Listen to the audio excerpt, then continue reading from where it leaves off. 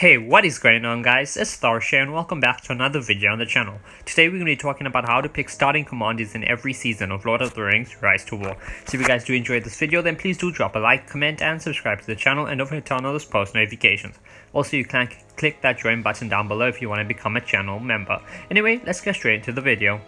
So, how do you pick your starting commanders? Well, by starting commanders, I simply mean like the top 2 or top 3 commanders that you're going to use in the season, and you're going to start leveling up from the start of the season.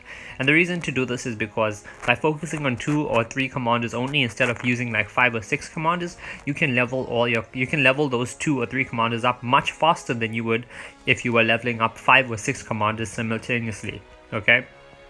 The second reason is because gear. So you're not going to have a ton of gear unless you're like a massive spender and you just have, you know, a god tier amount of gear lying around. But if you're not and you're a small, medium spender or even a free-to-play player, you're going to have a limited amount of gear.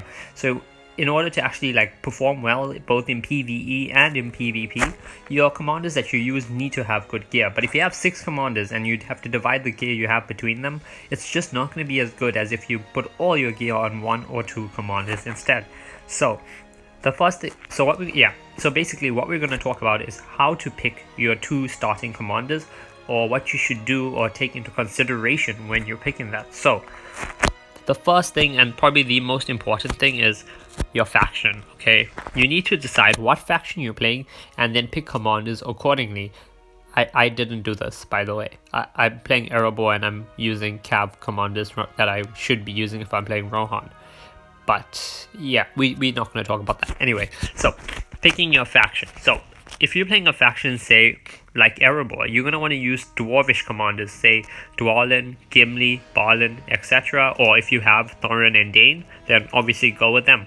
Because those commanders are obviously suited to fighting with Dwarvish units, and if you have gear that buffs Dwarves as well, then that's just going to work out a whole lot better for you. And obviously as Erebor, you have all your Dwarvish units unlocked very early, and your tier 4 unit is a Dwarvish unit and it's Iron Warriors, which are pretty great tier 4s. If you're playing something like, say, Lothlorien or Lindon, then you may want to use commanders instead like Celeborn or Círdan or Haldir, you know, commanders that, or even Galadriel. You have no power here, servant of Morgoth. Or Elrond, you know, Elvish commanders that will work well with your Elvish units, like your March Wardens or your Noldor are there Noldor Longshots that Lindon have? I can't remember, but Lothlorien has March Wardens and Lindon also have their own T4s.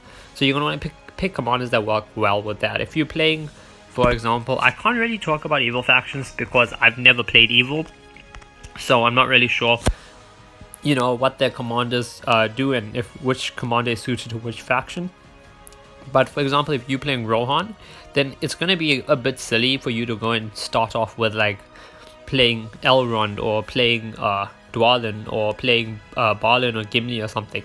They're not bad starts. You can still play Dwalin or Gimli as Rohan and do pretty well, but it's going to take a bit of time till you get those like Guardians unlocked as your tanky units, and those like Master Throwers or Bone Knights or Sentinels or whatever you want to use as your damage dealers. So instead, something that would work really well playing Rohan would be Eowyn or Eomer or Theoden.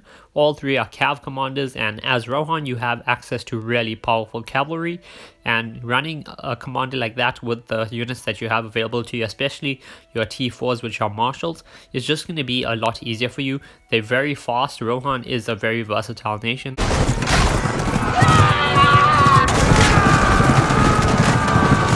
And you know, having T4 horses on a Cav commander is going to make them that much more powerful. So that's the first thing you have to take into consideration, okay? What nation are you playing?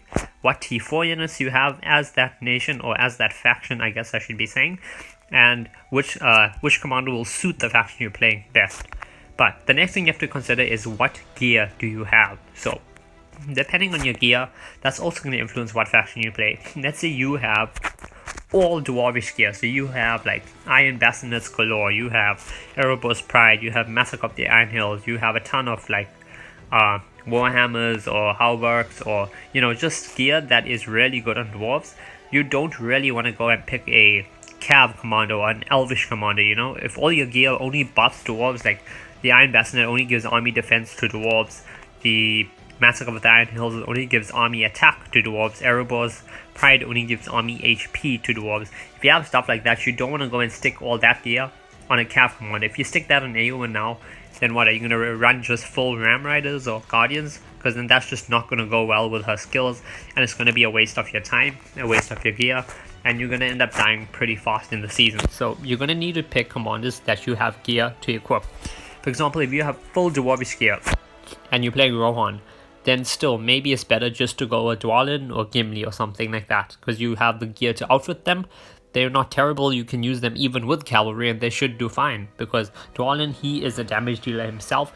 Your army just needs to be more tanky, so running stuff like Cataphracts or Ram Riders can work pretty good. And or even if you're just running like full Guardians, you know, if you want to run full Guardians, it may take a bit of time before you unlock them, but once you do, your Dwalin will be you know, doing pretty great. So you have to also consider what gear you have and what type of army it suits. Like if you have a gear that only buffs men, then you may want to choose a commander that is really good running it with men.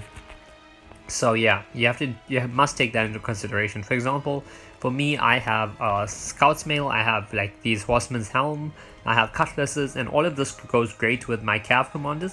So that's why I'm using Theoden and I'm using Eowyn.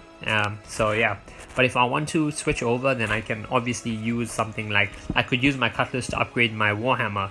I could use the Superior Hauberk as well, and I could, once I unlock a different helmet, I could use one of these helmets to upgrade that helmet, and I could change over to a Dwarvish commander. For example, I am using Gimli because I do have pretty good Dwarvish gear for my legendary items. I have this Massacre of the Iron Hills, I have this Erebor's Pride, I have this Iron Bassinet, and I have this massive breastplate, which is not the greatest because it gives a like plus 10 defense to large units and I'm not using any, but the army defense and might is still pretty decent for dwarves, so I'm using it with them. And now, the final thing you're going to need to take into consideration when choosing your commanders is, what commanders do you actually have unlocked, okay? Like I have a bunch of commanders. I have what, 2, 4, 6, 8, 10, 12, 14, 16, 18, 20. I have 20 commanders, okay? But what respect levels do you have each of your commanders at, okay? Because if you have a commander at a low respect level, it may just not be worth going with them, okay? Because even if they're a good commander and you have good gear for them, if they only respect 1 or respect 2, you won't have access to all their skills, and therefore that commander may not be able to do very well in PvP or PvE combat. You may just get run over because these good skills come only at respect level 3 or respect level 5, etc. So the final thing you're going to have to look at, right, when picking your commanders is, what respect levels do you have each commander at, and to pick a commander that is above respect level 5. Unless you're playing someone like Kellerborn, who, you know, if you're outside Lothlorien and you have Kellerborn, his respect 5 tree is completely useless because you have to be using Marchwarden's Fort, so there's no point. So for him, having him at respect level 3 outside Lothlorien is the maximum you would really need to have him, unless you just want those extra skill points. But overall, try and look at a commander that you have at respect level 5 minimum. So for example, if I want to use Gimli, he's at respect level 6. I have access to all his skills, so he's perfect and I can pick from him. But if you're choosing someone, for example, like Eomer, he's only respect level 1. So even if I play Rohan, it would be smarter for me to play with Gimli probably than play with a respect level 1 Eomer, unless I just want to max out all his bottom skills here and I don't really care about his other stuff. Then I guess he could work out decently, but you know, try to look at higher respects, okay? So yeah, that's basically the video. So let's just go over everything one more time. First thing you have to look at is your faction, okay? Depending on what faction you play, that's going to influence what commander you pick.